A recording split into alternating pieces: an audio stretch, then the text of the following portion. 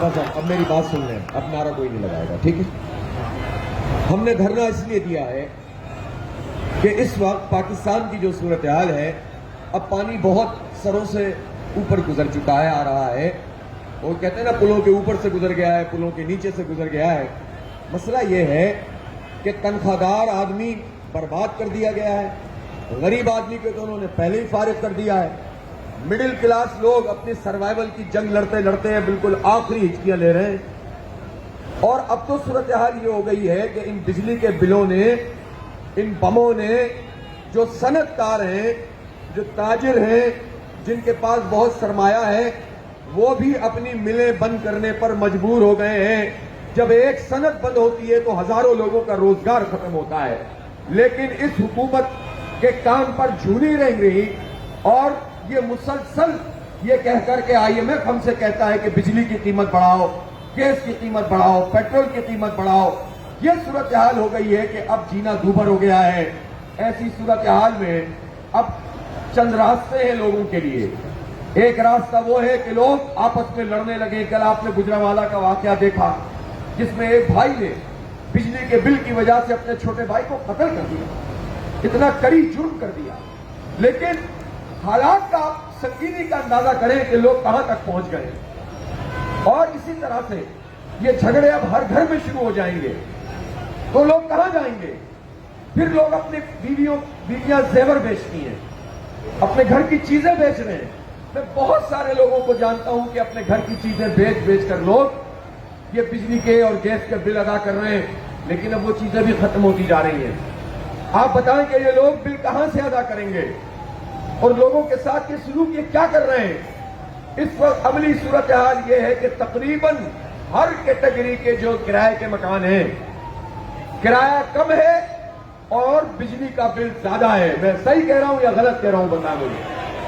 اور اس صورتحال میں لا کر اس حکومت نے ہمیں ڈال دیا ہے جس کی اپنی کوئی ساتھ بھی نہیں ہے, کوئی ان کی بات سنتا بھی نہیں ہے.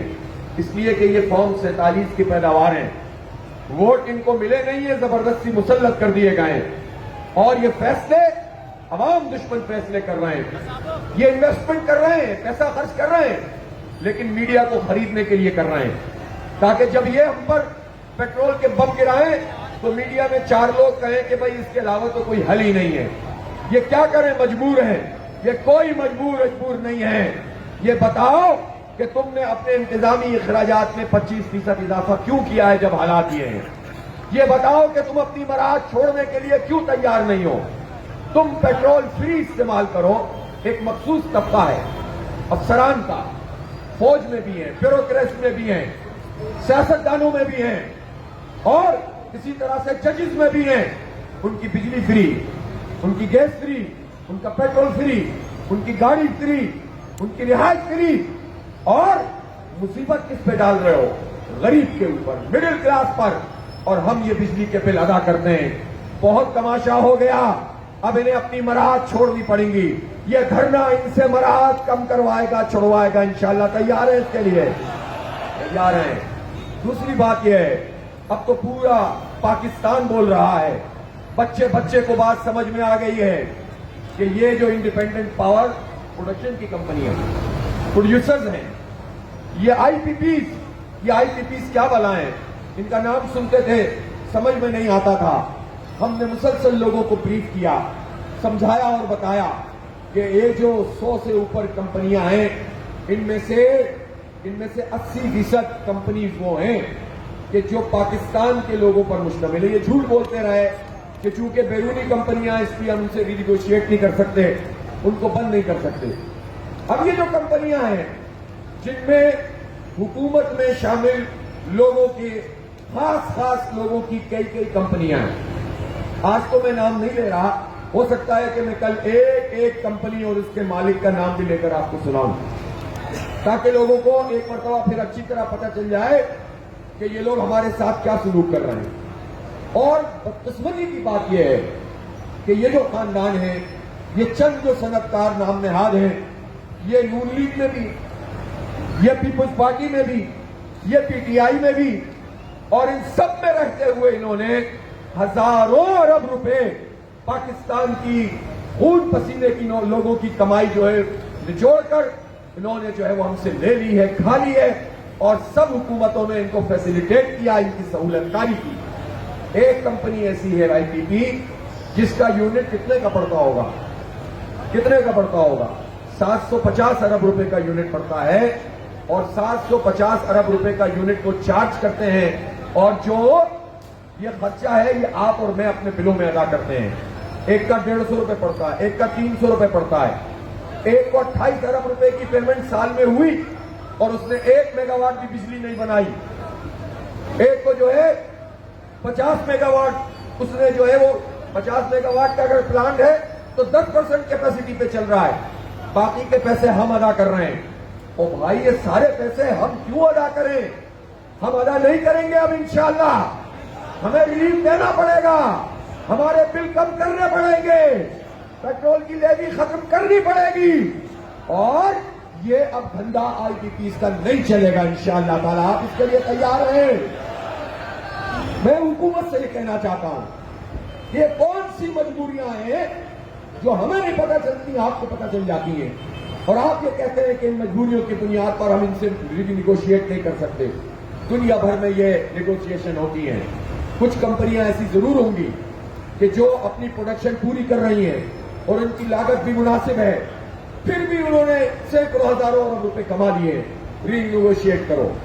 بہت سی کمپنیاں ایسی ہیں کہ جنہوں نے جتنی لاگت تھی اس سے 10 گنا زیادہ پیسے ہم سے نچوڑ لیے ہیں، جتنی لاگت کا پلان تھا اس سے 10 گنا زیادہ پیسے وصول کر لیے ہیں، اور پھر بھی تم ان سے معاہدے کو آگے بڑھا رہے ہو۔ کچھ کمپنیاں ہیں جن کی ٹائم لائن ختم ہو گئی ہے، پھر بھی وہ چل رہی ہیں، تو یہ تو نہیں چلے گا، اور اب ان آئی پی پیز کو لگام بھی دینی پڑے گی، ری نیگوشیٹ بھی کرنا پڑے گا، اور بہت ساری آئی پی پیز ہیں ان کو بند بھی کرنا پڑے گا۔ یہ بالکل ہمارا حتمی طور پر مطالبہ ہے، اس کے بغیر ہم یہاں سے نہیں ہلیں گے انشاءاللہ تعالی۔ بیٹھ گئے یہاں پر آ کر۔ اب آپ مجھے یہ بتائیے، اب یہ جو آئی پی پیز کا دھندا انہوں نے شروع کیا ہوا ہے، مراد اپنی یہ چھوڑتے نہیں ہیں۔ تنخواہ دار لوگوں نے 375 ارب روپے انکم ٹیکس کی مد میں جمع کرائے، پرائیویٹ اور گورنمنٹ سیکٹر کے۔ کتنے جمع کرائے؟ یاد کر لیں یہ باتیں سب۔ 375 ارب روپے ایک سال میں تنخواہ دار طبقے نے انکم ٹیکس کی مد میں جمع کرائے، اور وہ جاگیردار جن کی زمینیں 100 ایکڑ سے زیادہ ہیں، 1000 ایکڑ سے زیادہ ہیں، انہوں نے کتنے کرائے ہوں گے آپ کے خیال میں؟ 3000 ارب روپے جمع کرا دیے ہوں گے۔ کتنے کرائے ہوں گے؟ 5 ارب روپے بھی جمع نہیں کرائے۔ تو جاگیردار پیسے نہیں دے، تنخواہ دار سارا بوجھ ان جاگیرداروں کا اٹھائے، یہ نہیں چلے گا۔ ان جاگیرداروں کو لگام دینی پڑے گی، ان پہ ٹیکس لگاؤ، ہم سے ٹیکس ہٹاؤ، جاگیرداروں پہ ٹیکس لگاؤ، عوام سے ٹیکس ہٹاؤ، ہمارے بجلی کے بلوں سے ٹیکس ہٹاؤ، ہمارے بجلی کے بلوں سے ٹیکس ہٹاؤ۔ یہ کیا مذاق ہے؟ 36 طرح کے ٹیکس ایک بل میں لگا کے پھینک دیتے ہو، یونٹ کی قیمت بھی بڑھاتے جا رہے ہو، ٹیکس بھی اس کے اوپر لگاتے جا رہے ہو، یہ دھندا نہیں چلے گا۔ اس لیے ہمارا بہت سیدھا مطالبہ ہے، یہاں پر ہم اپنی ذات کے لیے نہیں آئے، مجھے کچھ نہیں چاہیے، انہیں کچھ نہیں چاہیے، ہماری پارٹی کو کچھ نہیں چاہیے، میرے ملک کے 25 کروڑ لوگوں کو انصاف دو اور حق دو، اور ان کے اوپر سے یہ ظلم کا جو ٹیکس کا نظام ہے یہ ختم کرو، یہ سلیب ختم کرو تنخواہ دار کا، یہ جو انہوں نے ابھی لگا دیا ہے۔ اس کے نتیجے میں جو پروفیشنل لوگ ہیں، جو پڑھے لکھے لوگ ہیں، جو ڈاکٹرز ہیں، انجینئرز ہیں، جو چارٹرڈ اکاؤنٹنٹس ہیں، جو آئی ٹی اسپیشلسٹ ہیں، یہ سارے لوگ ایک ایک کر کے پاکستان سے رخصت ہو رہے ہیں یہاں کے حالات کی وجہ سے، اور پھر بھی اگر کوئی یہاں پر موجود ہیں تو تم ان کی تنخواہوں سے جب ڈائریکٹ 35% ٹیکس لے لو گے اور پھر اس کے بعد انڈائریکٹ ٹیکس بھی وصول کرو گے، تو ایک پروفیشنل آدمی کی تنخواہ جتنی بھی ہوگی آگے سے زیادہ وہ ٹیکس 55% جب وہ ٹیکس دے دے گا تو وہ کیا اپنے بچوں کی تعلیم کا خیال کرے گا، کیا اپنا خرچہ چلائے گا؟ بات یہ ہے کہ اس ملک میں جو تعلیمی نظام ہے، یہ بات اچھی طرح سے یاد کر لو، سمجھ لو، اور اس شعور کو پاکستان کے بچے تک پہنچا دو کہ تعلیم، مفت تعلیم اور معیاری تعلیم پاکستان کے ہر بچے کا حق ہے، چاہے وہ غریب ہو یا مڈل کلاس ہو یا امیر ہو۔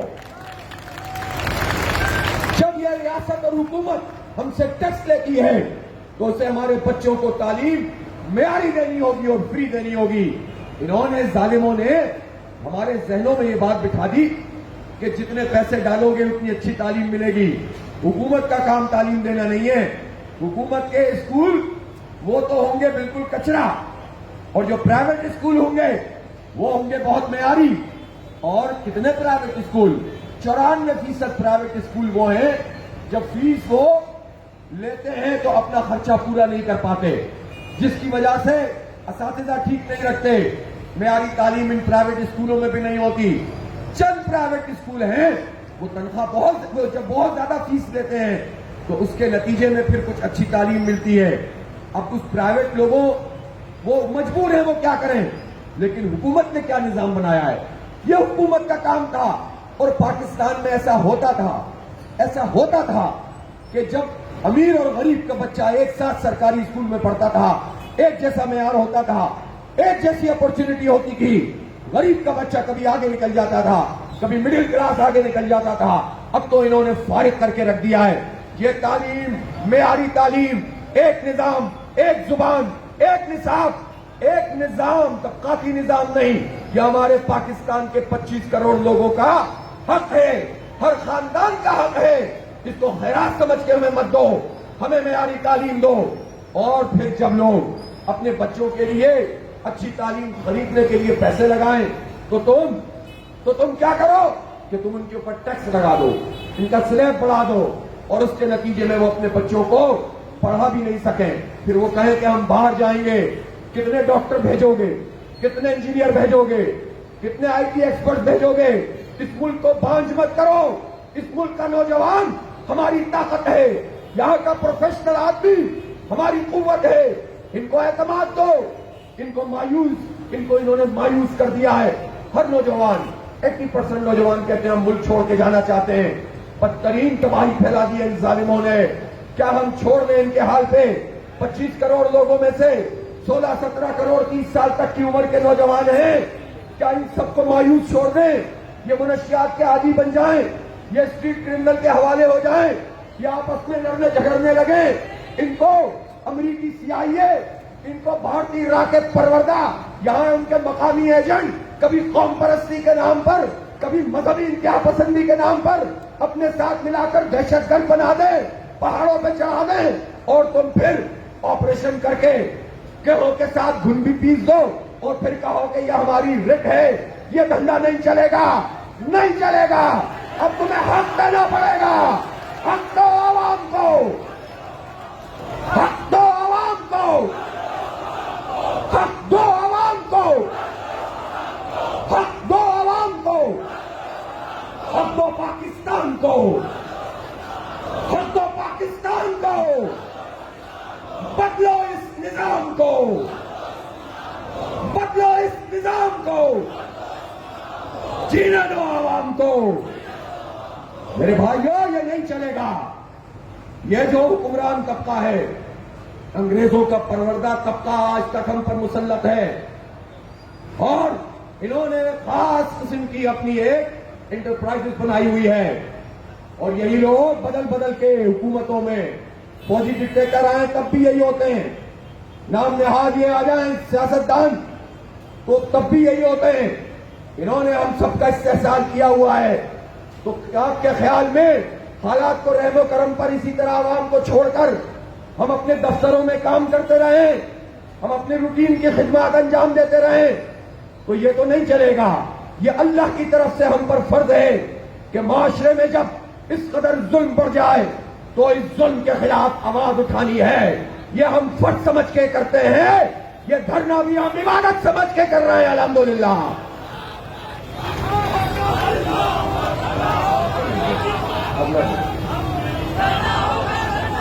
اس لیے اب پانی بہت سر سے اونچا ہو گیا ہے، اب حالات کو ان کے رحم و کرم پہ نہیں چھوڑ سکتے۔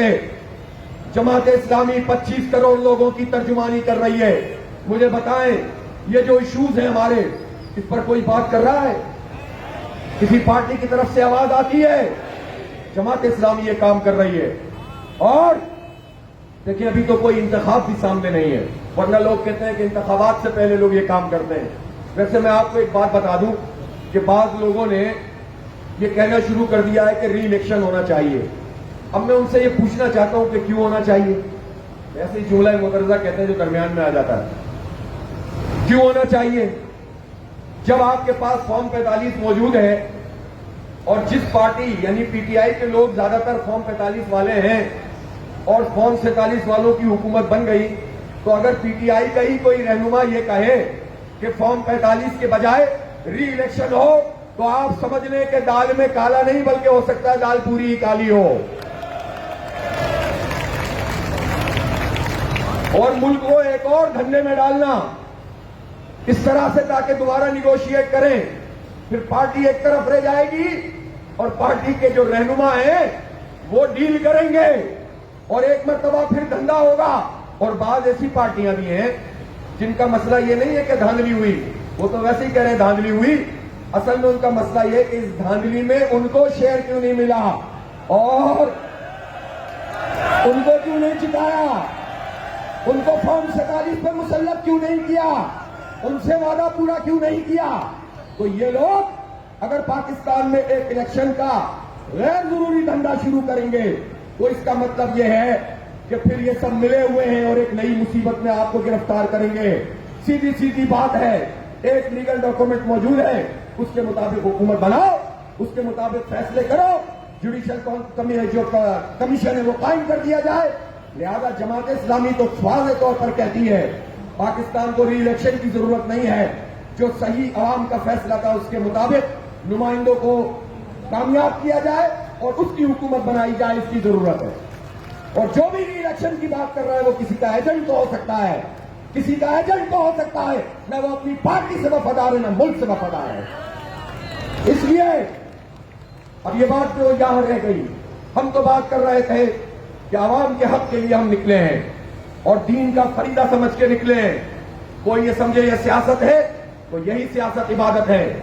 یہ اسلامی تحریک جماعت اسلامی یہ دین کا کانسیپٹ وہ نہیں رکھتی کہ عبادت کرنی ہے تو رہبانیت اختیار کر لو اور سیاست کرنی ہے تو دنیا دار بن جاؤ. دیکھیں ہم وہ سیاست کرتے ہیں کہ جب کوئی کمٹمنٹ کرتے ہیں تو پوری کرتے ہیں. الحمدللہ ہم نے طے کیا تھا کہ ہم بدعملی نہیں ہونے دیں گے، ہم اپنے پولیس والوں کو بھی نہیں پٹنے دیں گے اور اپنے کارکن کو بھی نہیں پٹنے دیں گے. اور انہوں نے پھر بھی ہمارے کارکنوں کو گرفتار کیا، پھر بھی انہوں نے ہمارے راستے میں رکاوٹ ڈالی. الحمدللہ لوگوں نے ساری رکاوٹیں تو ہٹائیں لیکن ہم تصادم سے بچے. ہمارے لیے کیا مشکل تھا، ابھی بھی ہمارے کچھ لوگ تو چلے گئے تھے بیچوں، بار بار بلانا پڑتا ہے کہ بھائی جب طے کریں گے تو سب جائیں گے، اکیلے اکیلے کیوں جا رہے ہو. یہ 200 لوگوں کے جانے سے کیا ہوتا ہے، جب جائیں گے تو سب جائیں گے انشاءاللہ اور وہ بھی ہم اعلان کر سکتے ہیں. لیکن ہم یہ آرام سے جا سکتے تھے. ہم نے کہا نہیں، جب ہم نے یہ طے کیا ہے کہ تصادم کے ذریعے نہیں جائیں گے تو پھر ہم یہاں پر آ کر بیٹھ گئے. اب حکومت کے اوپر ہے کہ وہ اگر ہمارا راستہ روکیں گے. ابھی ہم دیکھتے ہیں انہوں نے کسی کمیٹی کی بات کی ہے، انہوں نے کمیٹی کی بات کی ہے. اور میں یہ کہنا چاہتا ہوں حکومت سے کہ یہ جو مختلف قسم کے لوگ آ کر پریس کانفرنسیں کرتے ہیں یہ دھندا نہ کریں. سیدھا سیدھا با اختیار ایک کمیٹی بنائیں. وہ با اختیار کمیٹی جماعت اسلامی کی کمیٹی سے بات چیت کرے گی. میں ابھی تھوڑی دیر میں انشاءاللہ مشورہ کر کے وہ کمیٹی اس کا اعلان ہم میڈیا پہ کر دیں گے. ٹھیک ہے، وہ بھی با اختیار ہوں گے، یہ بھی پوری بات کریں گے. اور ہمارا تو کوئی بہت راکٹ سائنس ہے نہیں. ہم تو عوام کے ریلیف کے لیے آئے ہیں. ہم تو اس لیے آئے ہیں کہ لوگوں کو کوئی بھلا ہو جائے، یہ پریشانی دور ہو جائے لوگوں کی، یہ بجلی کے بلوں کے مارے ہوئے لوگوں کو کچھ ریلیف مل جائے، یہ تنخواہ دار لوگوں کو کچھ ریلیف مل جائے اور یہ آئی پی پیز کے جو ظالم لوگ ہیں ان کو لگام دے دی جائے. ہم بس اس لیے آئے ہیں. اس لیے ہم اپنی کمیٹی کو یہ ضرور کہیں گے کہ پہلے ہی میٹنگ میں اندازہ کر لو کہ یہ محض ٹالنے کے لیے کمیٹی بنائی ہے حکومت نے یا پھر یہ واقعی سنجیدہ ہیں. یہ سنجیدگی سے کام کریں گے، ہم بھی سنجیدگی کا مظاہرہ کریں گے. جماعت اسلامی ایک سنجیدہ سیریس پارٹی ہے. ہم اپنے امور مملکت میں اور اپنے عوام کے ساتھ کھلواڑ نہیں کرتے. یہ ریلیف دینے کی بات کریں گے تو ٹھیک ہے، پھر بات آگے بڑھے گی، لیکن جب تک یہ کسی نتیجے پہ نہیں پہنچیں گے دھرنا جاری رہے گا، دھرنا ختم نہیں ہوگا انشاءاللہ۔ تیار ہیں اس کے لیے؟ اور آپ کو میں بات بتاؤں، میں نے آج اپنی خواتین نظم سے بھی بات کی ہے اور وہ بالکل تیار ہیں۔ اگر ہم انہیں کل کہیں گے کہ خواتین کا جلسہ عام اس مری روڈ پہ ہو رہا ہے تو وہ کل ہزاروں کی تعداد میں اپنی مائیں بہنیں یہاں پر آ جائیں گی انشاءاللہ تعالی۔ ہم پرسوں کہیں گے وہ پرسوں آ جائیں گی۔ میں این ایل ایف سے کہتا ہوں، میں طلباء سے کہتا ہوں، میں مزدوروں سے کہتا ہوں، میں کسانوں سے کہتا ہوں، میں اپنی قوم کے نوجوانوں سے یہ اپیل کر رہا ہوں کہ اس دھرنے میں آپ آئیں۔ تاجروں سے کہہ رہا ہوں، صنعت کاروں سے کہہ رہا ہوں، پورے پاکستان میں آپ کی آواز ہے یہ دھرنا، آئیے اس میں شرکت کیجئے، اپنی بات کیجئے۔ سب کے لیے پلیٹ فارم کھلا ہوا ہے، ہر پولیٹیکل ورکر کے لیے کھلا ہوا ہے۔ آئیں اور اپنی بات کریں، قوم کو اس مسئلے سے نجات دلانے کے لیے اپنا رول ادا کریں۔ اور میں حکومت سے یہ بات کہنا چاہتا ہوں کہ ہمارے جتنے بھی کارکن انہوں نے گھروں پہ چھاپے مار کر گرفتار کیے ہیں اور دفتروں پہ چھاپے مار کر گرفتار کیے ہیں یا اسلام آباد سے گرفتار کیے ہیں، ابھی کیا ٹائم ہو رہا ہے؟ فوری طور پر ان کو رہا کیا جائے، فوری طور پر رہا کیا جائے۔ یہ رہا ہوں گے تو ہم سمجھیں گے کہ آپ مذاکرات میں سنجیدہ ہیں، اور اگر یہ رہا نہیں ہوں گے تو پھر ہمیں پتہ چل جائے گا کہ آپ بھی بس ایسی باتیں کر رہے ہیں۔ فوراً ان کو رہا کریں اور سیدھے طریقے سے یہ ہمارا آئینی حق ہے، جمہوری حق ہے، سیاسی حق ہے کہ ہم عوام کی خاطر یہاں پر دھرنے پہ بیٹھے ہیں، اور اس دھرنے میں اس کو وسیع کرنا، اس کو بڑا کرنا، چھوٹا نہیں ہونے دینا انشاءاللہ۔ تو بس پھر آپ لوگ سب تیار ہیں تو پھر بات کو آگے بڑھائی جائے۔ عشاء کی نماز پڑھ لیے تو بس، کچھ نے اگر نہیں پڑھی ہے تو عشاء کی نماز پڑھیں گے۔ پانی دستیاب ہوگا تو وضو کریں گے، نہیں دستیاب ہوگا تو تیمم کریں گے۔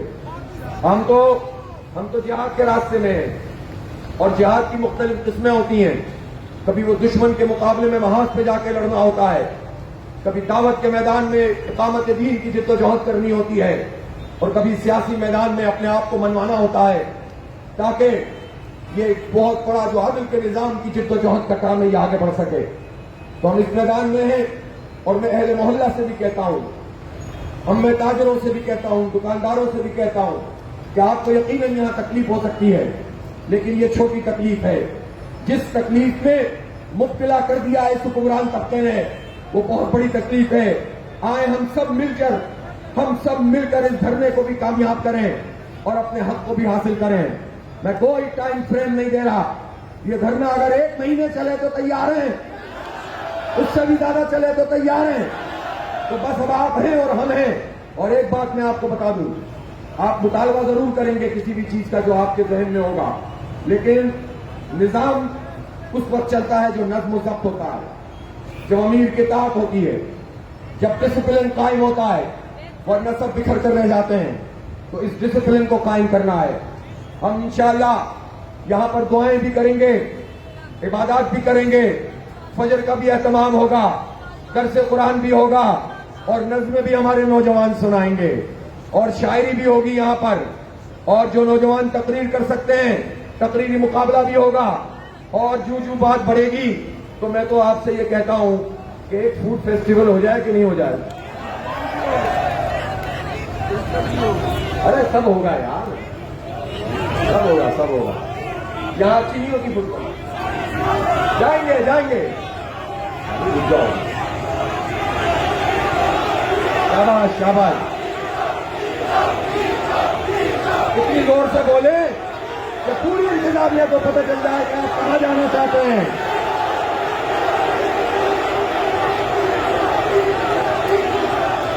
کون سا چوک؟ کہاں جانا ہے؟ کہاں جائیں گے؟ بیٹھ جائیں گے؟ ہاں تو بس ٹھیک ہے، لے جائیں گے آپ کو انشاءاللہ ڈی چوک۔ ہر کام اپنے وقت پر ہوگا۔ ابھی تو یہی چوک ہے، یہ اے چوک ہے کہ بی چوک ہے؟ یہ مری روڈ ہے۔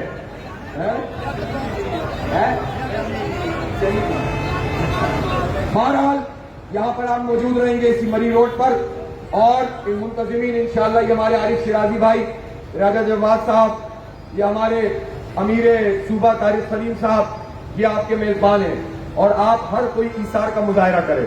ایثار کسے کہتے ہیں؟ ایثار کسے کہتے ہیں؟ قربانی. ایک ہوتی ہے قربانی اور ایک ایثار اس کو کہتے ہیں کہ اپنے بھائی کے لیے اپنا حق چھوڑ دینا, اس کے لیے کچھ کرنا اور اپنی چیز چھوڑ دینا. پانی مل رہا ہے اس کو دے دینا, خود کم پی لینا. اس کو ایثار کہتے ہیں. تو ایثار سے, رواداری سے, محبت سے لڑنا نہیں ہے. یہاں پر آپس میں کوئی آگے پیچھے بھی ہو تو ایک دوسرے کا خیال کرنا ہے. ایک بہترین بستی بسا دینی ہے ہمیں یہاں پر انشاءاللہ. لوگ یاد رکھیں کہ لوگ آئے تھے اور کوئی حق لے کر گئے تھے یہاں سے عوام کا. تیار ہیں اس کے لیے انشاءاللہ؟ تو بس آ جائیے. اور کسی وقت بھی خطاب آ سکتا ہے کسی کو بھی, تو پھر تیار رہیں گے اور ہم کوئی بھی بات آپ سے مطالبہ کر سکتے ہیں کہ اب یہ کام کرنا ہے.